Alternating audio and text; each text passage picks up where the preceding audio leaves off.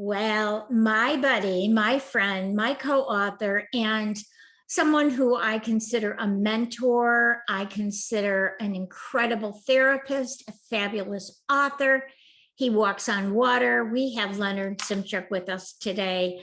He and I have done shows on his other books, and he's going to tell you about his other books, but he has a brand new book we're going to hear about.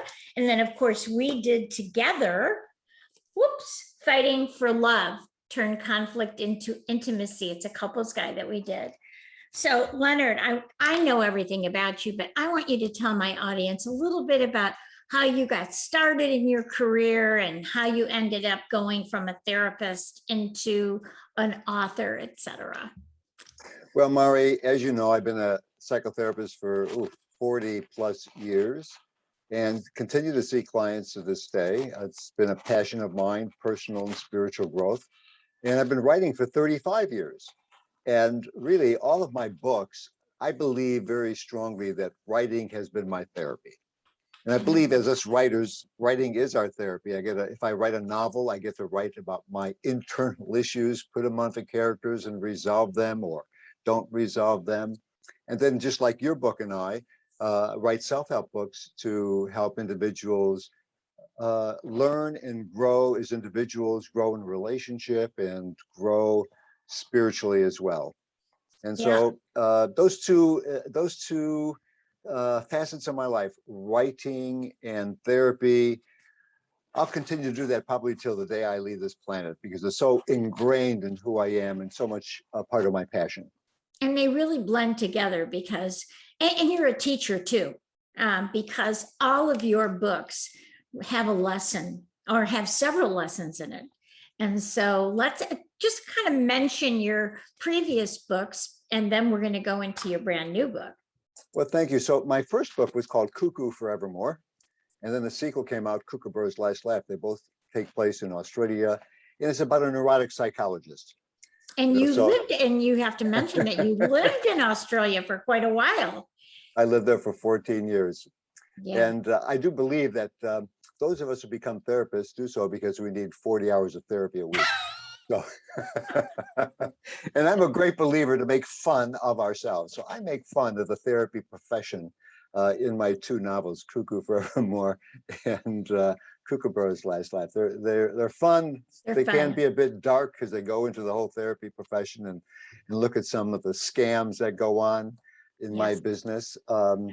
So those are my novels, and then I wrote the roadmap poem, Your GPS Inner Peace, which is a psychological spiritual group about helping us find our way home to love and inner peace, which has been a kind of a theme of my books and basically my work with clients as well. And of course, in ours, Fighting for Love, Turn Conflict into Intimacy is about helping individuals in relationships resolve conflict.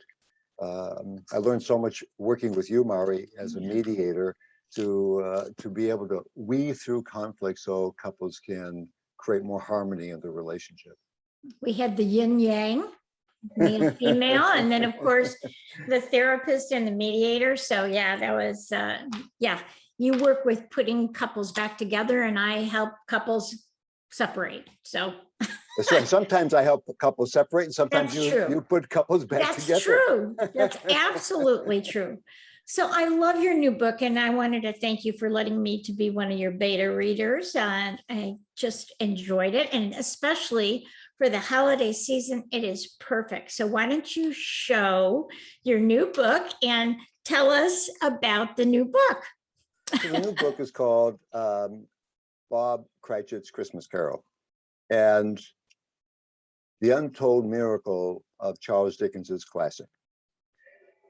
I wanted to, especially with the pandemic, Mari, over the last 2 years, I missed out on a couple of Christmases, as many people have. I didn't get to see my children, families, because of the pandemic. And I felt the time was right to create a Christmas book. I wanted to celebrate Christmas. And so I've been working on this really for 3 years. But I just felt it had to come out this Christmas to bring a bit of joy and to look at some of the lessons that we need to learn about what is the spirit of Christmas. And so I took Charles Dickens's A Christmas Carol, and I wanted to weave the story around his poor, hapless clerk, Bob Cratchit. Right. Because Scrooge, Ebenezer changes from being this miserly, gnarled man to being a very generous man. And I was thinking, well, Bob never changed. He worked 20 years for this abusive boss. And I said, what kind of man would work 20 years for an abusive boss? Right. I thought, he didn't change at the end. Scrooge did. And I figured, well, he needed to be visited by the Christmas spirits so that he could change and undergo a transformation. Yeah, and he did. It's beautiful. Let's talk a little bit about what he learned from the Christmas past, the Christmas present, and the Christmas future. Well, the spirit of the Christmas past visited him. And, I wanted to create diversity. So as you know, all three spirits are women. The first spirit is a Black woman. The second spirit, Christmas present, is kind of a body woman. And then the third one is a petite Asian woman. And I wanted to choose women because in Scrooge's original stories, in Dickens's original stories, most of the characters were men. Right. I figured, well, okay, I wanted to have a different slant as well. So, the spirit of Christmas past visited Bob and had to take him back to his past. So he had an abusive past with his father was an alcoholic. His father sold him into a workhouse Yes. to create shoe polish. And he worked for another abusive man in the warehouse. And so Bob had to revisit the past to see how that continued with him in the present with Ebenezer Scrooge. And that you see that often, don't you, in therapy, that we get so used to being abused that we create that as our reality, right? So true, Mari. So if I'm used to being abused, then that is what will happen in my current life. That until you become aware, right? Patterning. Yeah. And the pattern continues into the current life situation. And so Bob had to go back. He revisits a number of his past experiences, not only with his father in the warehouse when he was growing up, his father's past, so that he can learn the lessons from the past. I think we have to learn the lessons so that we can bless them, let them go, so that we can be free to create a new present. Yeah. Awareness is a huge issue, right? Yes, yes. So, in my past, Excuse me, I gotta take a drink here. I'll take a drink as well. To you, to your book. Well, hopefully you're not drinking Smoking Bishop. No, I'm drinking water here. Maybe it would be better if we did. Okay, so that was looking at the past and having an awareness of what was going on with him, because that's what we all have to do. We don't have to be stuck in the past, but we sure have to have a consciousness of understanding, right? Mm-hmm, mm-hmm. We have to have a consciousness of understanding of how the past is playing out in the present. Right. And if we don't do that, most of us are unconscious about our past experiences. And then once we come to realize that, we have an opportunity to actually say, this is the lesson I need to learn. Wow, I learned about being powerless as a child. I learned about not being good enough as a child. Mhm. And so then I have an opportunity to, wow, thank you for that lesson. And I can move to creating a different present. Right. And finally let it go instead of the pattern that you keep repeating. Yeah. Correct. Mm-hmm. So how about the spirit of the Christmas present? Well, the spirit of the Christmas present is, what it does? As I kind of see it, the spirit of the Christmas present teaches us how to really experience each moment in life as precious. And that if we create a feeling of love and joy in the moment, that changes the present. So there's one scene where the spirit of Christmas present is with two arguing men, Albert Bell and Augustus Jingle. So we got Jingle and Bell arguing with one I another. love the names. Great names. And so she takes her hand and does like this, sends a burst of green dust at them, and then all of a sudden they transform and change. And she says to Bob, she says, one joyful feeling can change the present moment. And so, you know, a lot of times if we're having a difficult time, if we can find out that which brings us some love and joy, that can alter the present. And that's part And of so many people think that they are a victim of their thoughts, you know, that they can't change those thoughts. They can't look for something better within the situation. And I think that's, you know, again, this goes to being unconscious, you know, just repeating the same patterns in your life. You get up, you do this, you get angry about something, you're living in the past or whatever. And you don't take time to really be in the moment, to look at the sky, to look at your child's face or your grandchildren. I know you got the cutest grandchildren, you know, just to be in that moment and forget about the past or the future, just for that moment, and live in that. And it's not easy, is it, Leonard?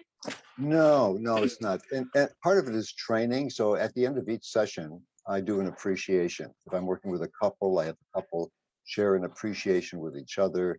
If I'm working with an individual, I share an appreciation with that individual. If I'm working with somebody, you know, I might write them a question that says, what do you really appreciate about the other? Like with you, Mari, what do I really appreciate about you? I know, I was going to say, you even do that with me. Even when we were writing our book, every time we met, even if we had challenges, I was like, okay, so let's stop and say what we appreciate about each other. So I appreciate that you are so enlightened. That's what I appreciate. And you are inspiring. That's what I appreciate. And you're fun. So. Well, thank you, Mari. Thank you. Well, I don't know. I think we're all enlightened. It's just that sometimes we fall asleep again. I think we all have enlightened. We're enlightened, but we live in the dark. Yeah. Especially when we fall asleep to life. Yes, exactly. Yeah. So, you know, how, you know, for people who are listening or watching this right now, so how do you live in the moment?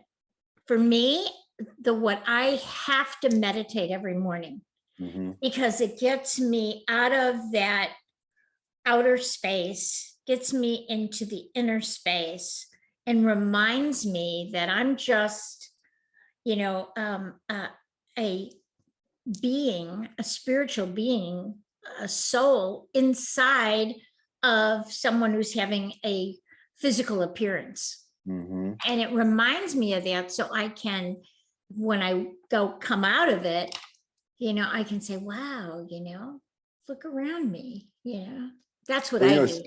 It's interesting. I mean, I've been meditating for 40 years, like you, Mari, and in the spirit of Christmas present, she takes Bob on a visualization and she says, you know, I want you to imagine your love for your wife. And then, of course, he feels deep love for his wife. So imagine that love, and then imagine that love moving through you and experiencing, so his senses open. Now take some of that love and send it to Ebenezer Scrooge. Yeah. Now, Bob immediately says, I can't send him love. He's a scoundrel. Right.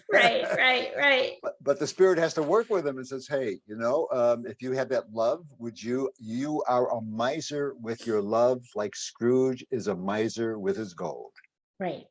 So he has to learn about his own inner stinginess with love. Right. So that he can spread it more to the world. And he has to be love, right? He has to feel love Yeah, and be love. yeah.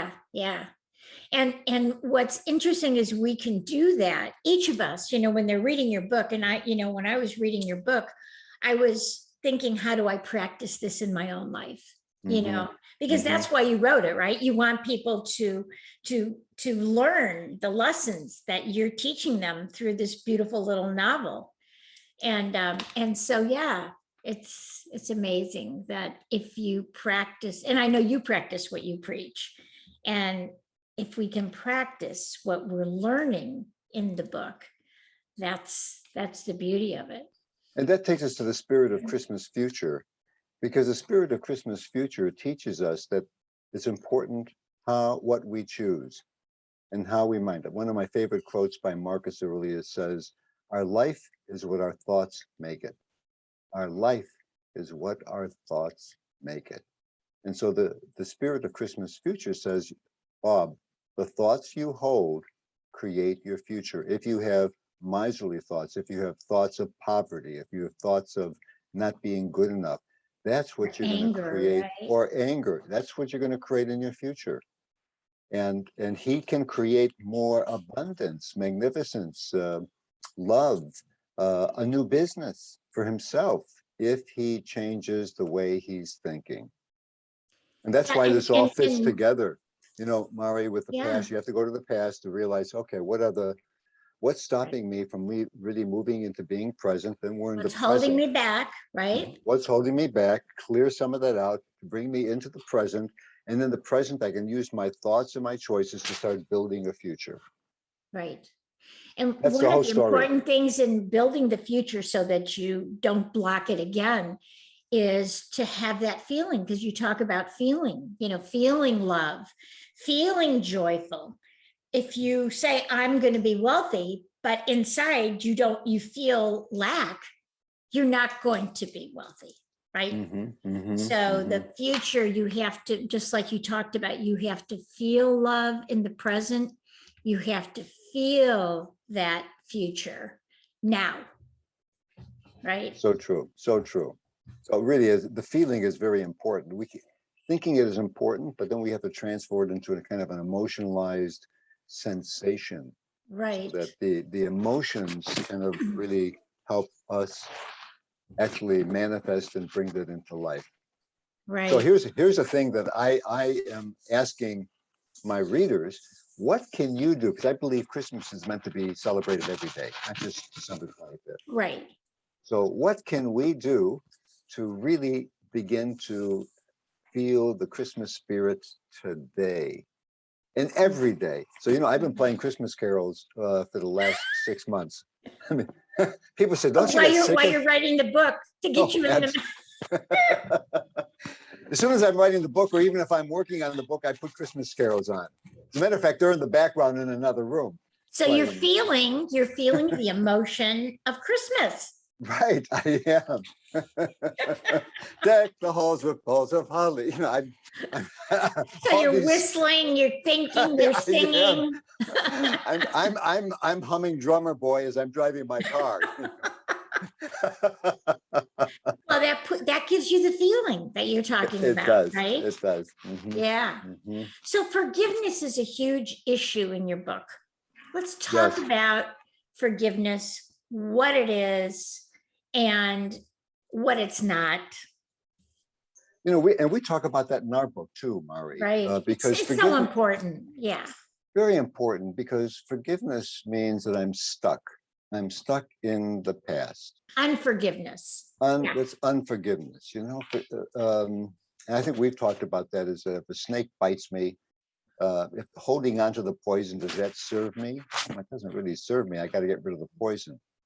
So how do we get rid of the poison? How do we, if I've been really hurt, abused by somebody, I really have to go in and be aware.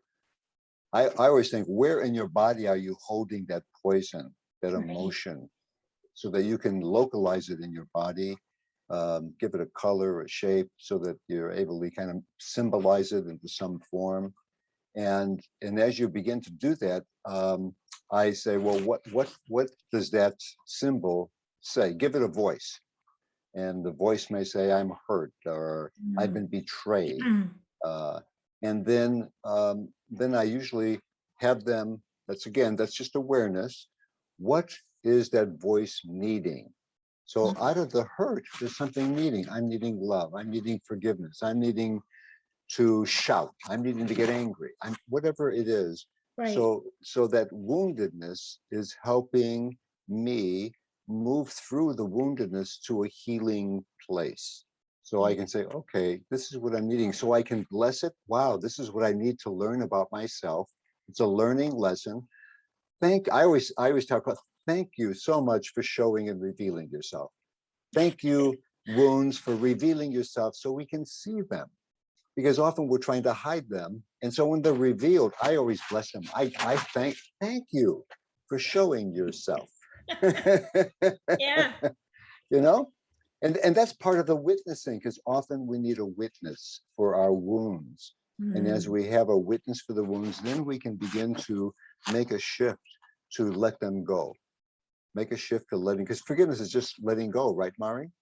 It is. And, I kind of see it also like if I'm unforgiving, I'm shackled to the past. If you're shackled, like if you have chains on you, you can't move forward. And so it's like when you forgive, the shackles come off and you can move forward.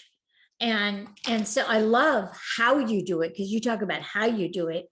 And then my visualization is I just let go and say, like you do, I bless you. You're on your journey. I'm on my journey. I don't want to carry this with me. It's like that poison, you get the poison, you have that unforgiveness, and you're drinking the poison and you expect the other person to die from it, right? So yeah, it's not for, the thing is people think, well, I don't want to do that for him or her, you're not doing it for him or her. You're doing it for yourself. And that's true, because it is, and I think to clarify is, if someone really has abused you, you're not making their abuse right. You're not condoning it. Yeah, you're not condoning it. No.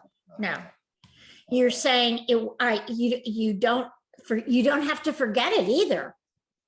No. You don't ruminate about it.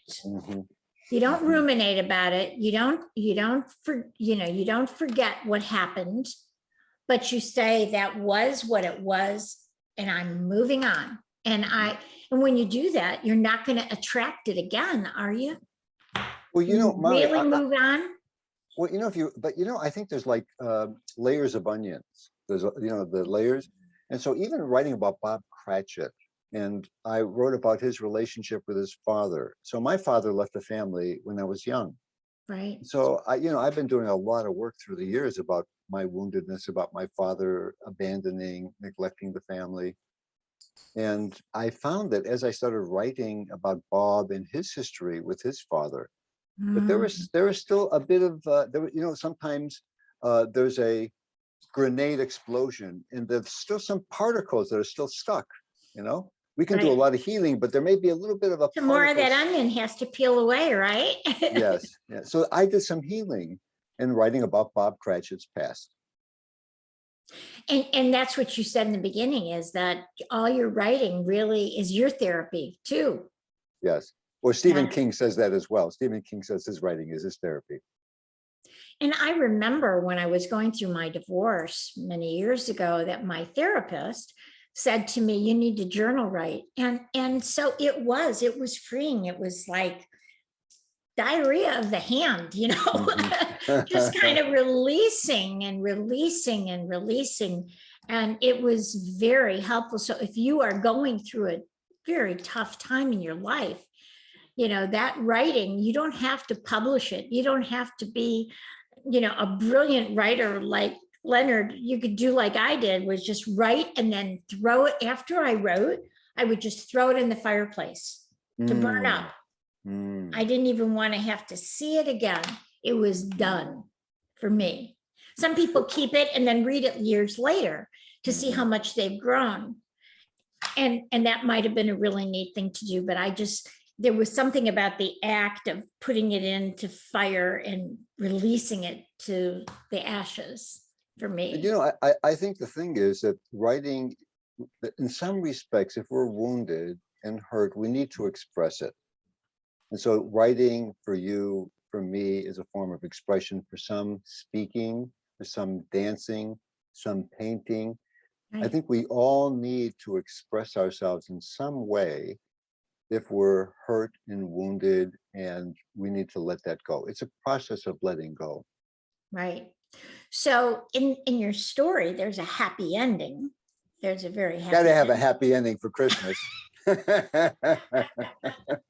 Scrooge didn't end up being a miser at the end. I mean, he turned out to be Mr. Generous Soul. Yeah, yeah. No, it's a beautiful story. So what who is this for? Who's this? Who did you write this for? Well, you know, I think, I guess anybody who loves Christmas, as I said, I love A Christmas Carol, and I watch it every year. Yes. And I think the story is for anybody to really start getting into the Christmas spirit. This is a great family story that you could read as a family. I kind of see, you know, the sitting around the roasting chestnuts around a fireplace. Yeah. Parents are reading the story to their children. There's only 5 chapters, and there's 3 spirits. So you know, you can do Yeah. this over a series of evenings, and just read the story as a family. And then, you know, if And people ask want, the questions that like we're talking about. I think Mhm, that's the beauty of mhm. it, to really help people understand the lessons. So what lessons do you want people to take away from your book, so that they, you know, when they order your book on Amazon, which they can do, and I want you to show the book again, because if somebody just came in, and then tell the name There is the again. book, Bob Bob Cratchit's. Cratchit's Christmas Carol, The Untold Miracle of Charles Dickens's classic. Yeah, so if you just tuned in or something, I want you to see it, and you can order it on Amazon. So And you can also go to, I have a link to my website. It's bobschristmas.com. that's Very easy. simple. bobschristmas.com. Don't miss that. bobschristmas.com. I loved the book. I enjoyed reading it myself. So I also think what a great idea, Leonard, because it's, you know, it's not X-rated or anything like that. It's G-rated.